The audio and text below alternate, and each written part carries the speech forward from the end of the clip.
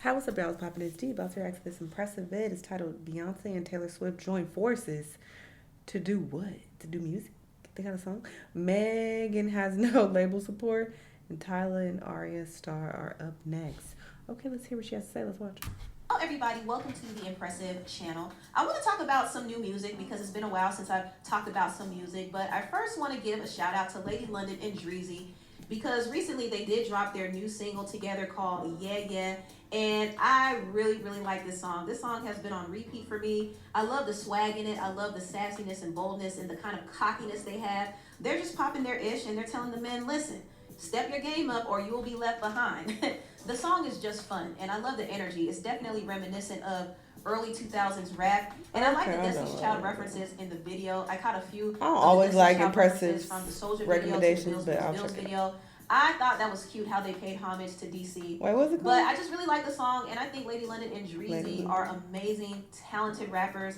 To me, they are a breath of fresh air, and it doesn't matter what they rap about. Just know that the bars are going to be there, the flow and the delivery is going to hit every single time. They're super talented, super underrated, and I do hope that they collaborate more in the future. I think they should do a joint project together, really. They could do what Drake and 21 Savage did. Girl. They put out the Her Loss record. Well, Drezy and Lady London can put out a His Loss record. I would be here for that. But anyway, I like the song. Yeah, yeah. If you haven't gotten a chance, please check it out. Next, I want to talk about the South African artist Tyla. I know some of y'all have probably heard her viral hit song, Make Me Sweat. Please stop. Impressive. Please, I don't ever Her do that song again. Water has I can go the rest of my life without hearing this song again.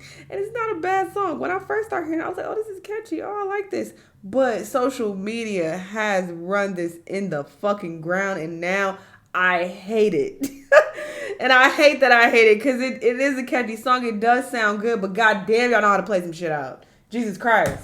been blowing up. And impressive, you have the audacity to It's slowly becoming a global hit, y'all. And I'm actually very happy Slowly, for her. I it's did talk already about hit. Tyla in the past as well in one of my videos. They're cute. I remember They're I cute. was reviewing a song that she had with another Afrobeat Nigerian artist named Ayra Starr, and the song they collaborated on was Girl Next Door. And I was kind of saying that both Tyla and Ayra were becoming the face of pop music in Africa. Both Ayra and Tyla are very talented artists. And it was pretty. Girl, we believe you. We saw it, They're I think. becoming the face. Tyla has actually blown up a lot more. Her song Water went viral on TikTok and it's now number 67 on the Hot 100 charts. And she is the first South African artist to surpass 10 million monthly listeners on Spotify. So Period. that is a Word. huge jump within a 4-month span. I really think Tyla has it. I think she's talented and she can perform her tail off. She can sing. And I think if her team plays their cards correctly, they could get her to follow that Rihanna blueprint because I see some strong Rihanna influences in her. She even said that Rihanna is one of her biggest influences along with Aaliyah. So I definitely see where her team can probably follow the Rihanna blueprint, but she just has to be consistent and she has to keep making good music. But I definitely see it for Tyla, and I also see it for Ayra. I mean, Ayra has definitely had her big moments already. I like her. Her song Rush and Bloody Samaritan were both international hits. And she just released another song that I really like. It's actually called Rhythm and Blues. So I do like a lot of her music. I know a lot of people would compare her to Tim's because their voices are so similar. But I do think Ayra has a different style. She makes different music. Not my Spotify being on the already on the Afrobeat song. That's what started playing. That's my song. Style and her music is different. Tim, on the other hand, does kind of soulful Afrobeat music with a mix of R&B as well. And she also released a new single called Me and You, and I love it as well. It's high vibrational and spiritually grounded. I just love it. Shout out to Tim's. Now, I want to talk about Megan Thee Stallion. It seems like Megan Thee Stallion's career is in a weird place right now because she is now saying that she's independent. She doesn't have a label. And she's going to be funding her upcoming album. This part of my album is definitely very much funded by Megan Thee Stallion because, you know, we trying to get off. Y'all know what's the tea. But I have no label right now, and we're doing everything funded straight out of Megan Thee Stallion pockets. So the budget is coming from me. Hot Girl Productions. Motherfucking Hot Girl Productions. The next shit y'all about to see about to be all straight from Megan Thee Stallion, Megan Thee Stallion brain, Megan Thee Stallion wallet. We in my pockets, hotties. So let's do our big one, cause we really doing our big one, and I'm so excited to be doing something for the first time independent since it was just me and my mama. So excited because it's really just me this go round until we sign to a new label. I like when artists are independent because they are free to express themselves and like put out the music that they want to put out without having the label all in their ear and forcing them to do this or going this way with their sound. So I like this for Meg. I really want to know what her new music is going to sound like. But I don't want to sign to a new label right now. Music. Because I don't. I just want to do it myself until I'm completely hot girl production. So hotties, do your big one, because it's just us. It's just us. I got Trumzine to go. I know, and my label already told me, they was like, big Trumzine going to hell. So you heard Megan. Megan is basically moving independently now. And technically, she is still signed to a label, but you all know that she doesn't really have a good relationship with her label, 1501 Certified Entertainment. You know, she has been in a legal battle with the CEO, Carl Crawford, for a few years now. And Megan has been desperately trying to get off the label because she feels like Carl has been stealing money from her, but she still has to fulfill her contractual obligations. So she is in a tough spot. She can't leave the label, and there's no other label that's willing to buy her out of her contract. Also, another important factor here is she's no longer with 300 Entertainment. Now, if you don't know, Megan not only signed a deal with 1501, but she also signed another deal with 300. 300 was actually distributing her music, so they were the main ones promoting her and really giving her a budget. But 300 has been sold to Warner Music, so that label doesn't really exist anymore, and now Megan is stuck on 1501, but she doesn't have a good relationship with 1501, so she's kind of forced to do everything alone at this point. And I know some people are wondering, well, where is Rock Nation? Where does Rock Nation come into play? Because they should be helping her. And I agree, but people have to remember that Rock Nation is a management company. It's not her label. So they could get her endorsement deals and bookings, but when it comes down to the music, they don't really have much control. The control really lies with 1501, and if 1501 doesn't have any vested interest in Megan, then Megan is going to have to do everything alone. So yeah, Megan is in a weird place in her career, and I don't know how her project is going to do. If she puts out music that sounds similar to what she's done before, I don't know how well the audience is going to receive it. I think Megan really has to come strong with this new music. I do kind of wish she didn't waste her comeback moment by collaborating on Cardi B's song Bongos, because that song kind of came and went. I mean, it had a lot of hype, but it didn't do what it was supposed to do. And that song was very costly. I think the music video alone cost $2 million. So the fact that there was so much money invested into that song and it didn't really go anywhere is a bad sign, in my opinion. It's more so a bad sign for Cardi, but it's also a bad sign for Megan, because this was supposed to be her comeback moment and it was wasted.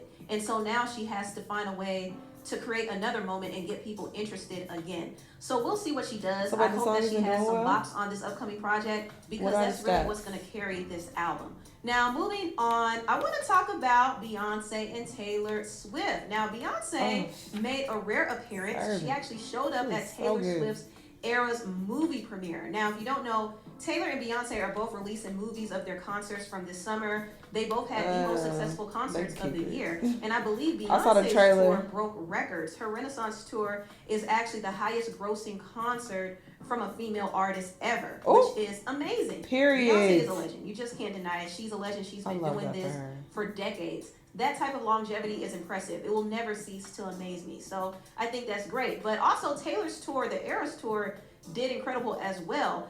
Taylor is out here running things. Now, I don't know what it is about Taylor and her brand, but anything she slaps her name on, it's just successful. Let's listen to a couple songs, because how does it know the hype is? For her Eras tour is predicted to gross between 150 million to I cannot name one Taylor Swift song. That is really insane, to gross that much for a concert film.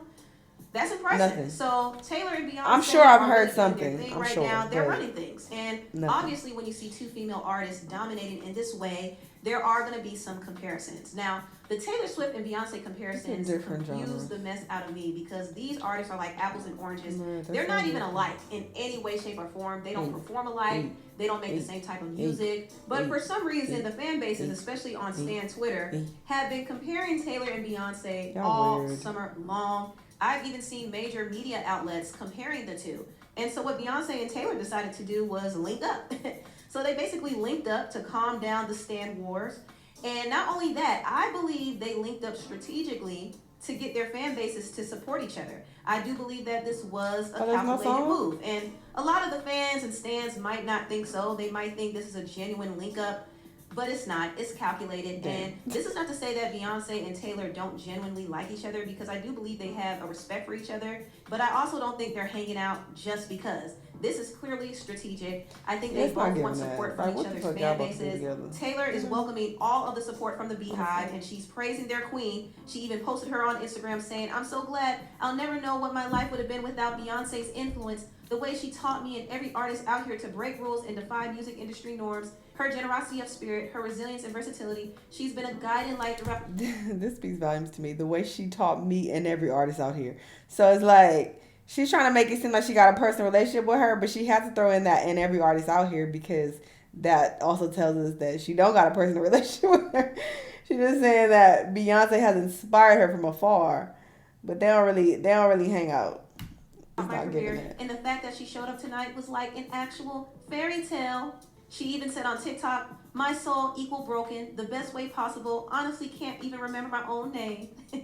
Honestly, I thought the message was sweet, and the moment they shared together was sweet. Yeah, but I do think Taylor is buttering Beyonce up to get support from the Beehive, and she also wants to calm her fans down, because the Swifties have been pretty disrespectful to Beyonce, and they were also disrespectful to SZA as well. I don't know, it was just giving racist vibes. Even though Taylor can't control her fans, it doesn't always reflect the best on her when her fans act out like that, especially towards other black female artists. So I think her praising Beyonce was a way of her showing her fans, hey, listen, she supports me and inspired me, and without her, I probably wouldn't have been where I am, so you should support her too. With that being said, I do believe Beyonce showed up to support Taylor's new film to also get support from the Swifties. And the reason why I believe this is because she posted pictures of her and Taylor on her site, and above the picture, she had a link that leads people to pre-order tickets for her film that's supposed to be dropping in December. See, Beyonce is not a dumb woman. She didn't just show up just because. Beyonce is not one of those people who runs around and pops up at every event. She doesn't do that. So when she does show up, there's a reason for it. And I do believe that she can benefit from the publicity, and she could also benefit from the support from the Swifties. So it is a mutual business move. I wouldn't be surprised if Beyonce and Taylor collaborate on a song in the future, because I think they both see the benefit from kind of using each other. And don't get me wrong, they don't need each other to sell. Let me just make that clear. And when I say using each other, I don't mean it in a negative way, but I'm just recognizing that they both carry a lot of weight in the industry, and it would be beneficial for them to link up. But anyway, so what y'all think about this? Not them doing the fake industry shit, child. I mean, sure, do what y'all gotta do. You gotta play the game, I guess. It's a lot of industry politics that take place, and all of them be abiding by it, so sure. Anyway, I'm excited for Megan's new music. I need her to drop it soon, so can't wait for that. Can't wait to react to it and all that good stuff. But anyway, y'all let me know what y'all think. Let me know what other videos you want to watch, and I'll see y'all in the next one. Bye!